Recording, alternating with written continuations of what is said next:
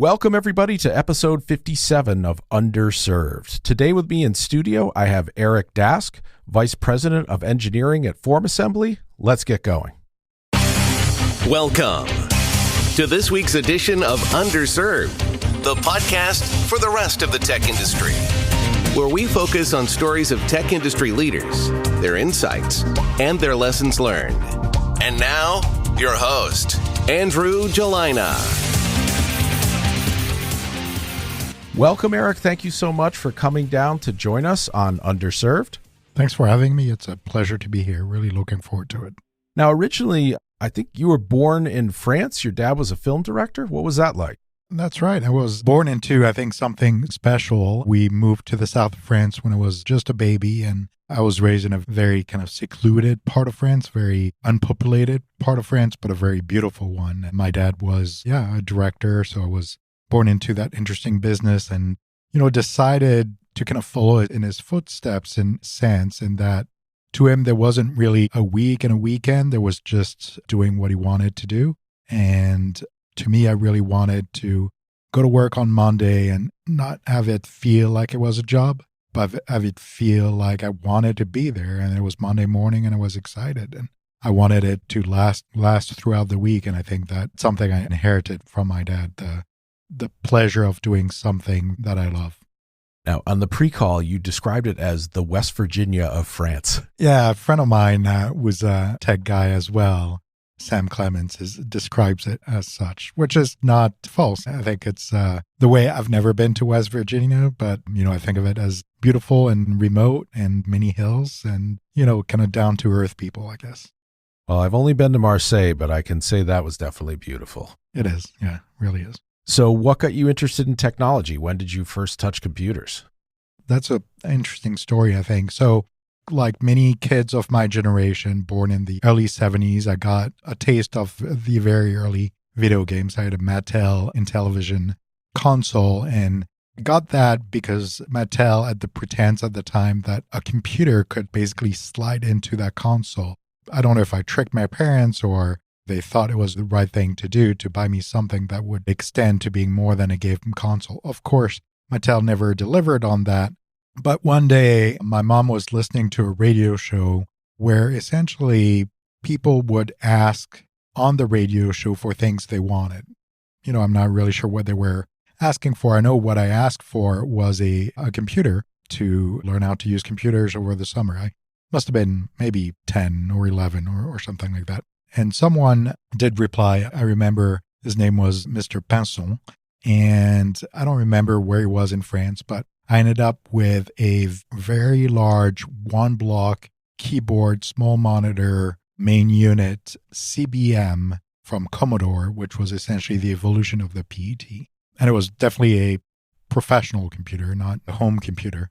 And so I had that, and I think it came with a book about BASIC. And I would type in the listings and, run them. And it was great. Like I was able to experience that. And I remember at dinner one time, we had people over that played tennis with my dad, and we're from a nearby factory and we're probably in technical drawing and things like that. And one of them said to me, you don't have to just copy these things. You can actually learn how to program and do your own thing. And I was flabbergasted. I mean, it was a huge revelation for me. And I would guess that was my introduction to programming, right? So I learned how to use BASIC. I remember getting really interested in the fourth language, maybe because I had an incline towards mathematics. And so I used that computer for the summer, eventually got a Commodore 64, and kind of the rest is history. But I, early on in high school, before this was offered, most of the two people got into a programming class. And then in college, when I decided what I wanted to do, and then when it was time for me to decide what I wanted to do for college, I had two passions. One of them was computer software and the other was astronomy, mostly observing things rather than really astrophysics. And then I kind of inquired about that career path and learned that in France, you basically have 5 new jobs a year in astronomy when 5 people retire every year, right? So in the whole country. In the whole country, and mostly in an academic type setting. So I decided, that's going to be too hard. I'm not going to do this. Obviously, computer software at the time was interesting, but not the huge job provider than it is today, right? Not the great career that has become today. But I decided to go do that and found my way through college into computer science engineering school. And Yeah, no, I think you said that in France, it's kind of traditional. If you want to get into a good engineering school, you got to first go to a prep school. What was that like? France, just like every country, is a different system, right? And I have to be careful because prep school here sounds very preppy, right? And something I'm not clear on what it is in the US. It's either where you go when you're not good enough or when you go into a private school or whatever. You prep school in France is very different. It's to prepare you to a national contest where you get ranked, and based on that ranking, you get matched with a school, right? So it's essentially 2 to 3 years. You could double up the second year. So 2 to 3 years of intense math, physics, a little bit of English, technical drawing, chemistry, but mostly math and physics. And I don't remember what it is, but you end up doing something like 40 hours a week of math. That's just math, right? And then every week you have an oral exam, and every 2 weeks you have a written exam. And every time you have an exam, you're given a sheet that gives you your grade, your ranking in the class for that grade, how that grade affects your total ranking in math, say, and how that rank affects your total ranking in the school. So at every 2 weeks, you know exactly where you're standing, right? Luckily enough and quickly enough, I found myself doing pretty well and going into an engineer school that was very focused on kind of practical learning, which was very different from the other schools in France. And I think something that really defined me later on made it mandatory that we'd go through 3 work internships, 3 internships of 6 months that in the Northeast we tend to call co-ops, right? And that really made me successful early on in many ways, because when I graduated school, I already had 18 months of experience, right? And so I went straight from my third co-op to my first job without skipping a beat, basically doing the same thing I was doing in my co-op and starting to do it as a full-time employee. And I think that's a unique approach that I tend to favor when hiring young engineers. Now, is this the time you became interested in Next Computers, the company that Steve Jobs had brought about? Yeah, so in prep school, we had a few different computers, and some of them were the old black and white workstations, the Next stations from Next. So I don't remember if it was my first or second internship. I decided, hey, I'm just going to email Steve Jobs, right? steve@next.com and see what happens. Turns out he didn't reply directly, but he received it, forwarded it to his guy in Europe, who forwarded it to another guy who was looking to do some business in Russia and was based out of Houston, Texas. Talked to the guy. He offered me a job. I was supposed to, the June of that year, go to Houston to start that 6 months internship. And maybe a month before, he called me up and say, change plans. I'm moving to Moscow, and if you want, you can come here as well, and I'm going to build a company there. So I did. It was June 28th, landing in Moscow that year. It was the early 90s, probably 92, something like that. And I remember some random person picked me up at the airport. I remember what gave me a quick introduction to Russia at the time. The guy would shut off his car every time it'd show up at a traffic light, only to start it again. And I thought, wow, that seems really inconvenient, and I'm not sure he's saving a lot of fuel. But what's funny is that today most ICE cars do that, right? They'll shut off at the light and start again, which is still very unsettling.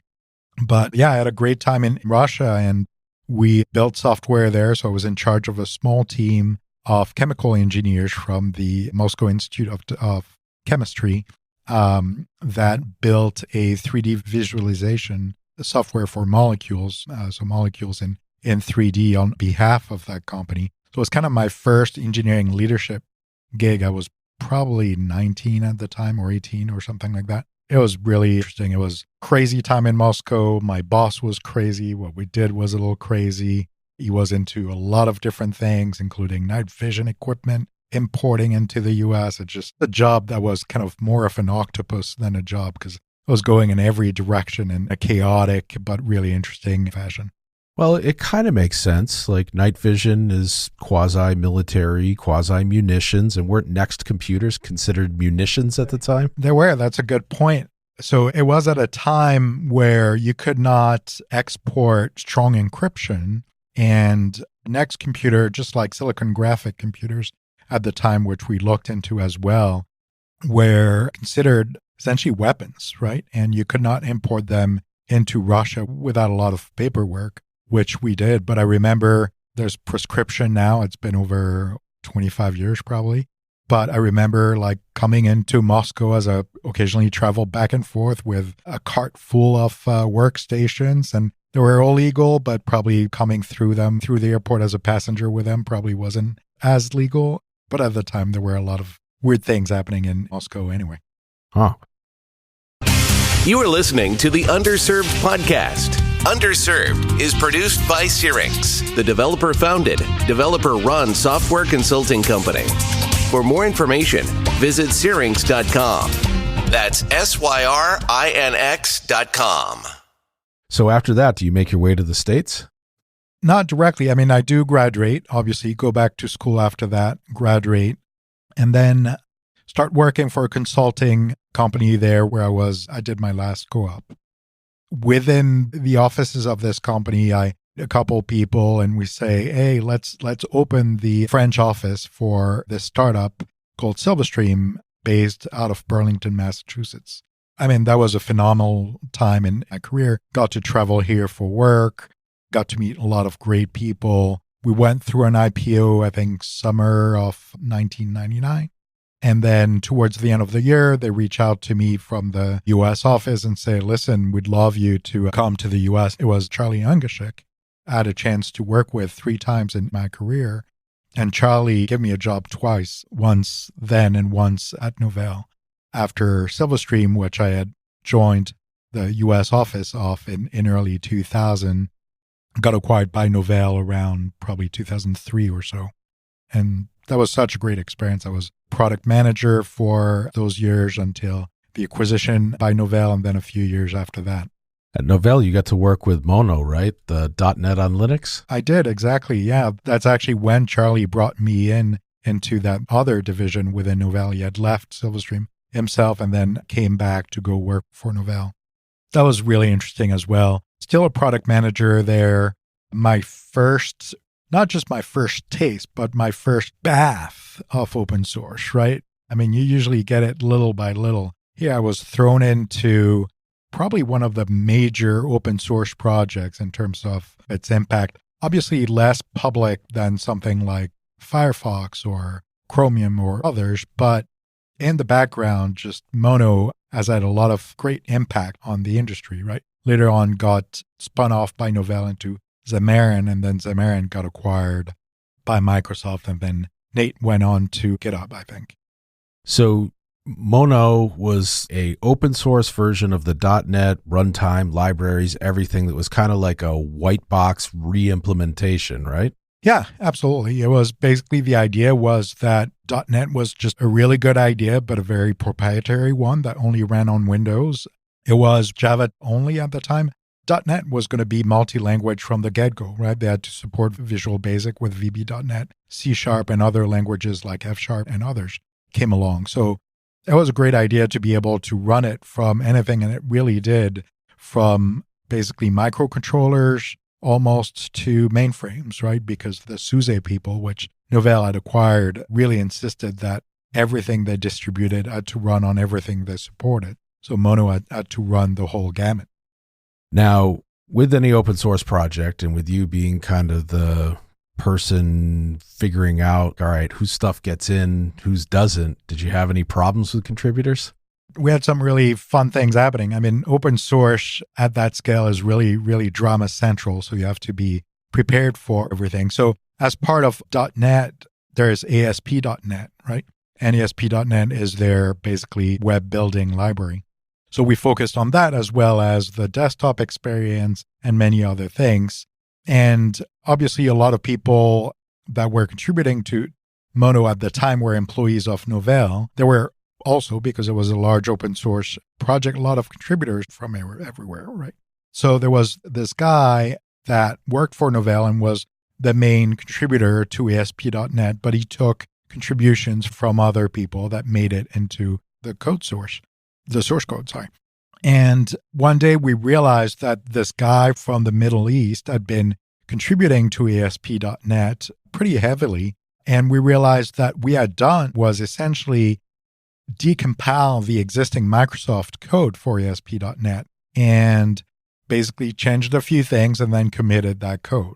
The old decompile, recompile. Yeah, exactly. I mean, we did a lot of reverse engineering and looking at docs and et cetera to understand how .NET worked, but that was a big no-no. And the way this worked is that it poisoned the whole ASP.NET, right? Because at that point, what was legit and what wasn't, right? So after a big hubbub with a lot of people at Novell and in high positions, we realized we got to start this from scratch, right? And essentially what we ended up doing is, because that employee at Novell that had contributed a lot of it very, very much legally and had done a great job, could not contribute to it anymore because he was tainted himself, right? By having looked at that source code.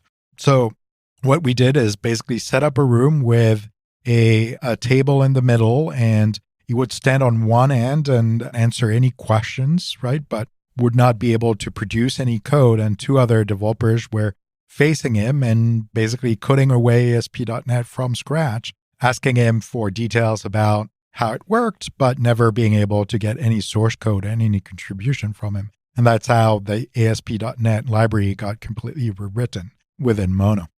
But then they end up getting bought by Microsoft and all the sins are forgiven. I know, sins of the father. Go away, for sure.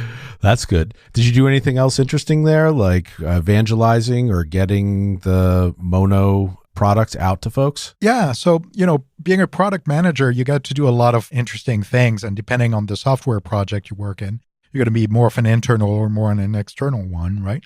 Often the product manager will be the person making the decision on what to prioritize, right? But Microsoft was kind of doing that for us already. We had to basically build a lot of what they were building, plus a few things that were Linux only or Mac only. But that was already kind of done, right? So a lot of my work was in internal and external evangelization, which was really interesting. So convincing people within Novell to start using Mono, which 2 or 3 projects did successfully, but also talking to the masses about Mono, right? To all the developers out there, especially in the Novell ecosystem. And in general, in the Linux ecosystem, which Novell was investing heavily in at the time. So I remember my fondest memory was the big, I think it was called BrainShare, if I recall correctly, the big Novell conference that happened every year. And I think the first one since these big acquisition in the Linux world, or at least once it had started bearing fruit. I got to organize and be on stage with Miguel, the founder of Mono, if you will, and giving a huge demo in front of, I think it was over 10, 12,000 people or so. That was really fun. I mean, building a demo targeted at developers with Miguel running around trying to reinvent the demo every 5 minutes, including 5 minutes before the demo had to take place itself, and even probably within the presentation itself. It was a great time. It was a lot of fun. Well, all good things must come to an end. So eventually you move on to BuzzAgent.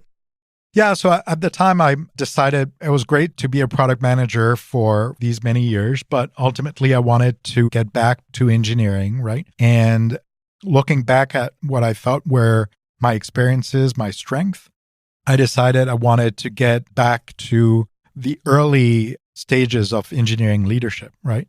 Got that opportunity at BuzzAgent, and I took on my kind of first role of what the industry sometimes calls repair CTO. And that usually happened when a company was in a kind of tipping point situation, right? Tipping point could have been a lot of different things. A simple decision to invest more in engineering and the software could be a round of funding, could be realizing maybe the CTO co-founder isn't either willing to move forward with being a real engineering leader or just can't do it, right? And in the case of BuzzAgent, Kurt was a great guy and a great developer, basically wanted to keep coding and solving tough issues and wanted nothing to do with growing an engineering team, managing it on the day-to-day, dealing with production, possible production issues, interacting with product, etc. All of the key tenets of early stage startup, right? And engineering team building. So I took that team over as an associate director of engineering, the associate director of engineering, eventually got to VP of engineering. And I remember that first day there, we had 3 developers around a big oak table near the harbor in Boston. And then I grew that team to something like 25 or so engineers. At the time, there were not a lot of DevOps. There was, software engineers, QA engineers, DBAs, etc. But we moved to AWS probably about around 2007, 2008. And that was a great new change, great new set of technologies to learn about. And it was my first foray into real engineering leadership, which I didn't stop doing since then. Thank you so much for joining this Zoom panel interview for our software development position. My apologies for having to reschedule it 7 times. Hey, no worries. Ready to get this underway. Let me introduce the panel members from our company. First is...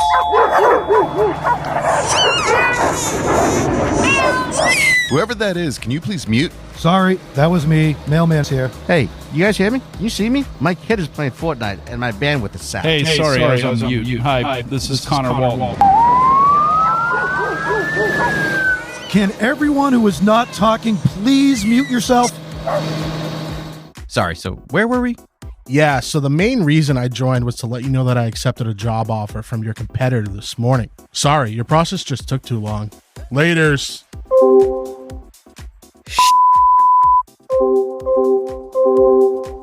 Does this drill sound all too familiar to you? If so, you should call Syrinx. Syrinx helps you complete your projects on time and on budget. So stop the Zoom calls and start shipping code today. Call us at 888-579-7469 option 1 or email us at sales@syrinx.com. That's sales@syrinx.com.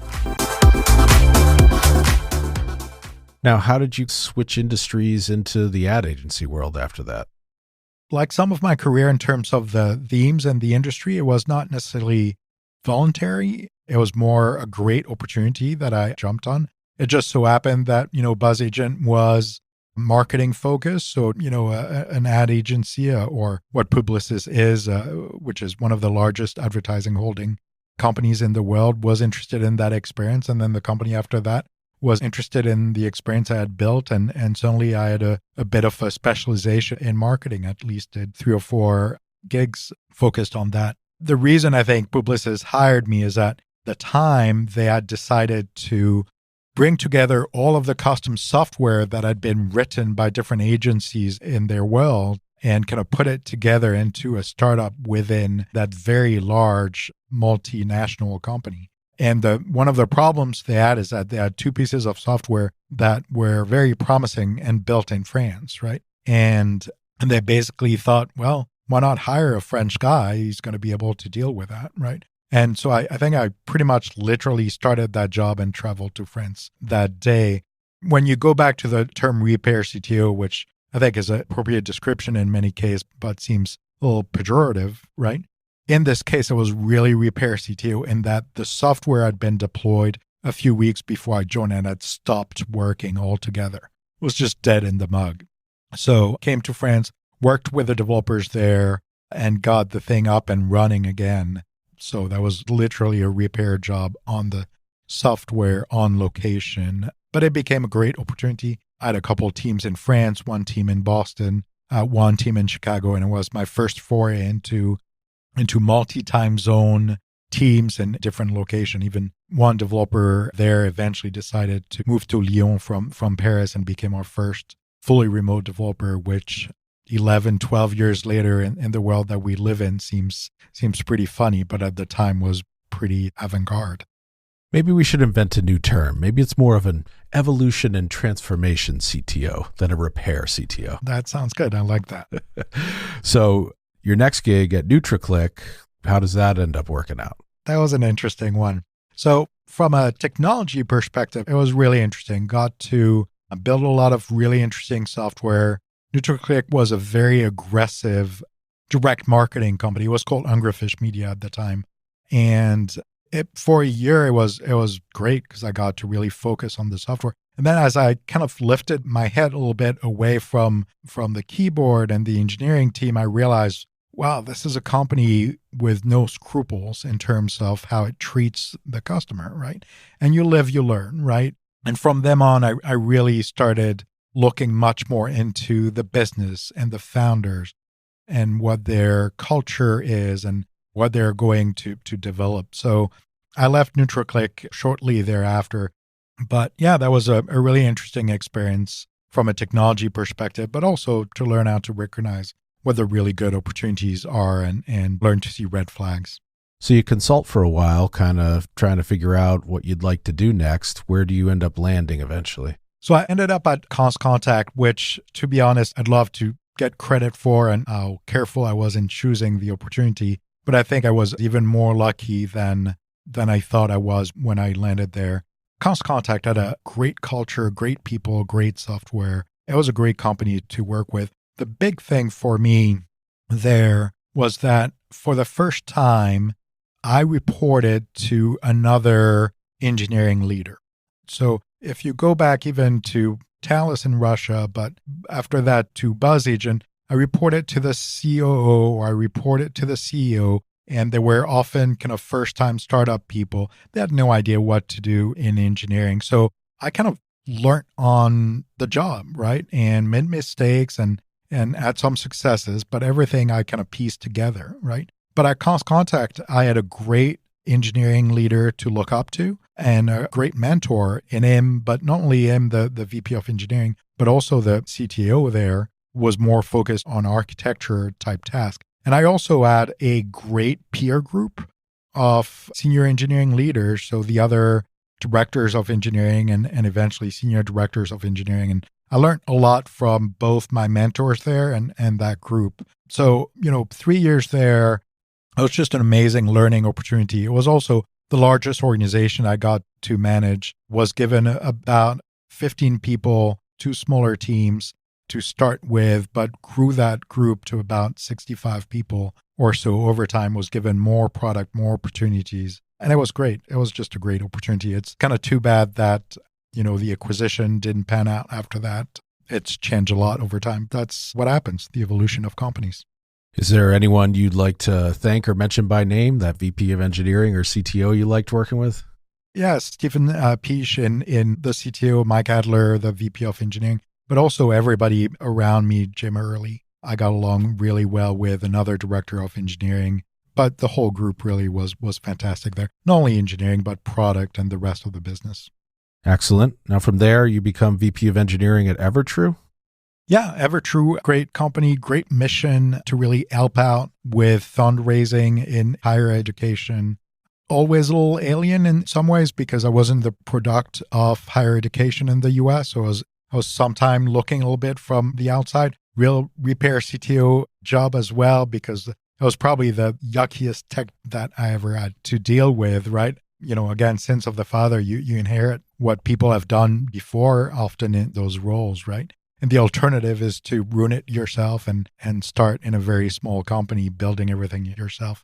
But, I remember something that at the time was very theoretical of saying, well, there are different tools for different jobs. Learn to figure out which one is the right one and use that one, right? But EverTrue was an environment where at the time, before I got there, the head of engineering had chosen to essentially, with Cassandra, a SQL solution.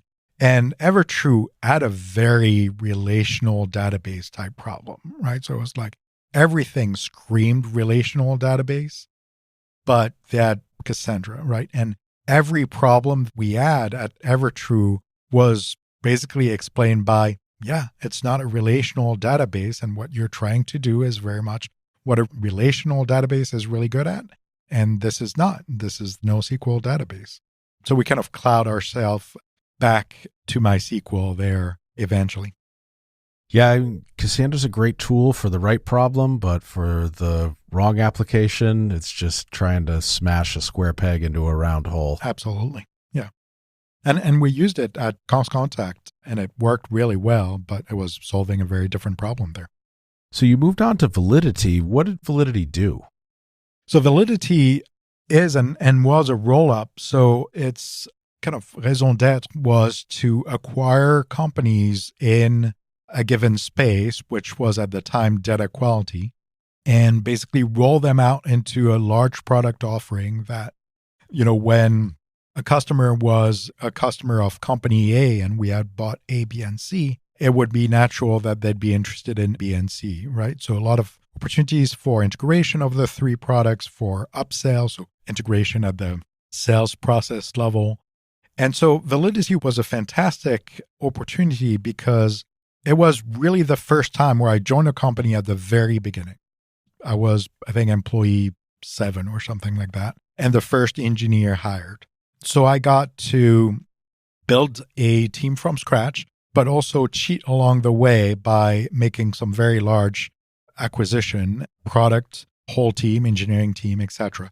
And, it started with us acquiring a product which had essentially been built by one person and that another product that had been built by 2 other people.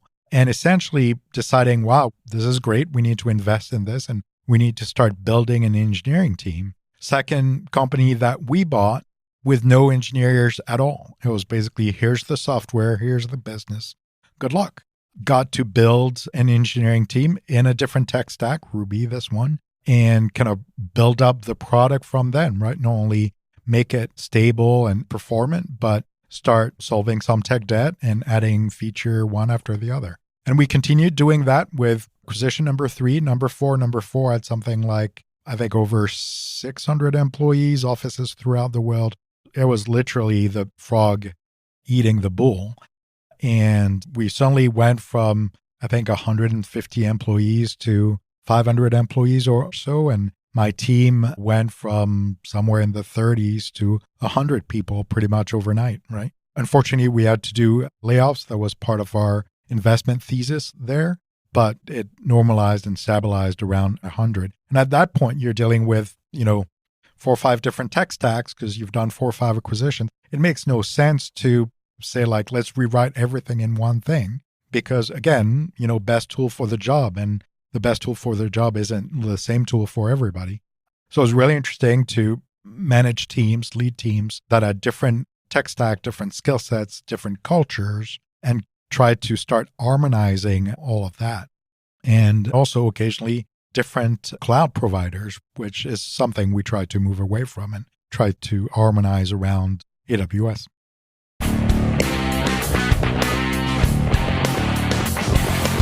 Yeah, it's always hard to sell management on a rewrite. Like, okay, you're going to spend a lot of money. You're going to get no new features, but it's going to work better and be more extensible. What do you say? We were successful with one. So that first product we bought was written by one developer in Visual Basic, so VB.NET and, Windows.NET. And we wanted this to be extensible and run on multiple platforms and could be a web thing and etc. So we actually rebuilt this from scratch. And I'm happy to say that this was a big and long project and it got released pretty recently, which was a great achievement from Validity. A long project. We didn't really iterate through it, unfortunately, and we decided to just deliver 100% or 110% of the functionality. And that takes a while, but the result is really great. So, like a lot of folks, the economy had some big changes over the last couple of years, and there was some contraction. And I think that's when you moved on from there to FormAssembly. It is, yeah. Joined FormAssembly. I had talked to FormAssembly about a possible partnership while at Validity, so I was already in touch with Cedric there. Cedric is from France as well. So we had a quick, easy rapport from that perspective, though that didn't cut off in interview time in any way, of course. And found myself, a few weeks later at FormAssembly, which has been a blast, which has been a big difference between FormAssembly and a lot of companies out there today is that FormAssembly's pretty much always been remote only. So as opposed to, say, Validity, which, had some difficulties like everybody transitioning to this remote only culture with a real desire to go back to in office as soon as possible. There's no pressure at FormAssembly with any of that, right? So obviously on a personal basis, we all suffer from the pandemic. We can ignore that. We've lost people. I don't want to diminish it in any way. But from a professional point of view, at FormAssembly, we're not very affected because we didn't have to learn to be remote only. We were remote only. Our culture is remote only.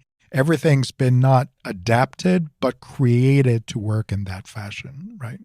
And that's been working really well.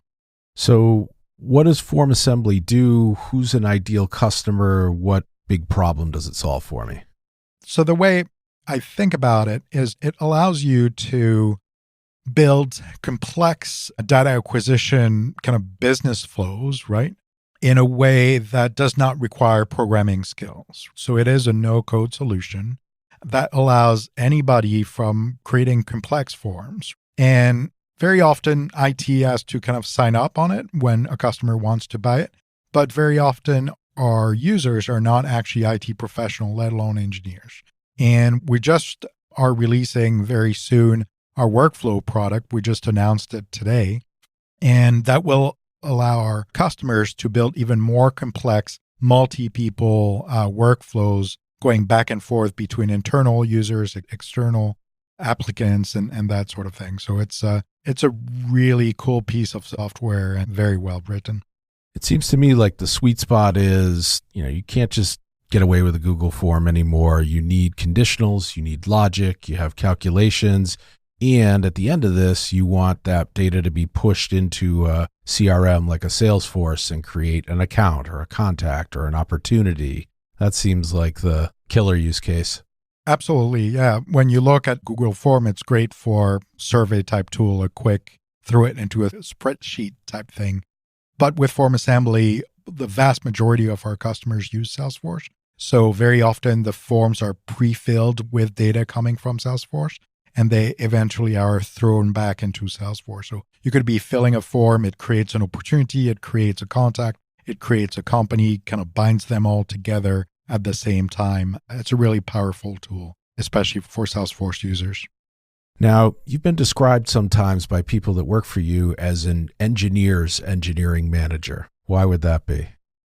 I think it's something that kind of started at the end of BuzzAgent, right? So when I was leaving BuzzAgent, after spending 4 years really learning on the job how to grow an engineering team, how to hire people, how to let go of some people, how to manage performance, how to manage a team, work with product management, etc. I had left coding behind me. I probably hadn't really coded in 4 years. And then I started interviewing. Everybody wanted someone who was coding every day at their job. I couldn't understand that. I said, but I'm interviewing for a VP of engineering role. Do you expect the VP of engineering to be coding? No. We don't expect them to be coding, but we want them to have coded just before. We want it to be fresh, right? And what I realized is that although I think I had developed a lot of really useful skills to this job, I had left behind something important, which was kind of my love for technology, but my everyday practice of technology, right? So it was a really good learning experience. And from that day, I decided I'm still going to code every day, no matter what, right? And most of the time, it doesn't happen at work, right? Because there's not a lot of time for that. But at home, I always code, right? Sometimes it's more of a DevOps type thing, but very often it is me thinking, what do I need? Is there a niche I have to scratch? These days, it's been a lot of home automation stuff, some things around crypto and other topics. And then basically I go, okay, great, I'm going to build that. What tech stack do I not know? And then I go and build it using that tech stack, if appropriate, right? So a lot of things like Laravel, like React, Golang, Angular, and many other things I've learned through that exercise. There's a project I'm considering taking on right now for myself. And I was talking to a friend of mine who's a big Elixir fan and decided, you know what, I'm going to build that in Elixir. That seems to be the right framework for this, and I'll get to learn this. I think it's admirable. I think it's a great idea. I think a lot of people have a hard time walking the walk on that one, finding the time and grinding it out to actually implement something using code when you're busy managing teams. But I think that sentiment is popular amongst the hiring managers, because we were helping someone recently. We knew a company looking for a CTO. We knew someone who had 20 years of experience of everything from a startup to like a huge company, was perfect for the job. And they're like, do you know Java? I'm like, is this relevant? But yeah, they really want to know, like, have you been touching some code recently? Yeah, and that's only as important if you're going through the hiring process. I think it's important on day one as in your job, right? Because I think, unless maybe you have 4,000 engineers, maybe it becomes less important. But I think in product management and engineering, you want people that have been, an engineer or a product manager, but also retain a lot of these instincts, a lot of that knowledge, right? So when I heard people, I think it was at Cost Contact, describe me as an engineering leader, I think what they're alluding to is the fact that I can sit down, I can be a devil's advocate, I can be a sounding box, I can have an intelligent conversation with an engineer on what they're working on. Now, I have no illusion. I don't understand every subtlety of everything. I can't go deep at this point. I can't really do code reviews on most code bases, but I can sit down with an engineer and have a good conversation, and they feel that their manager or their manager's manager, if that's what I am to them, isn't just a manager. They're still an engineer, right? And I think that's critical. That's important. You're not just pushing around P&Ls on the Excel. You actually know how to code, and it becomes a tremendous credibility builder and what I'll call a snow melter. They can't snow you. They can't say, oh yeah, we're going to need a left-handed smoke shifter and blah, blah, blah. No. I know how this works. This is how it's going to go. This is what you need to do. This is about how long it's going to take, and you can't be snowed. Yeah, that allows you to build respect both ways, I think, right? That credibility is important. Excellent. So Erik, thank you very much for coming down today and sharing your stories and experiences with the listeners of Underserved. Thank you very much, Andrew. It was a pleasure. It was a blast. Loved every minute of it. Thank you. And we will talk to everyone soon on the next episode of Underserved. Thank you for listening to the Underserved podcast. For more information on the topics discussed and for show notes, visit the show website, underserved.fm. And please be sure to rate, like, and subscribe to Underserved on Apple Podcasts, Google Play, Spotify, or wherever you listen to podcasts.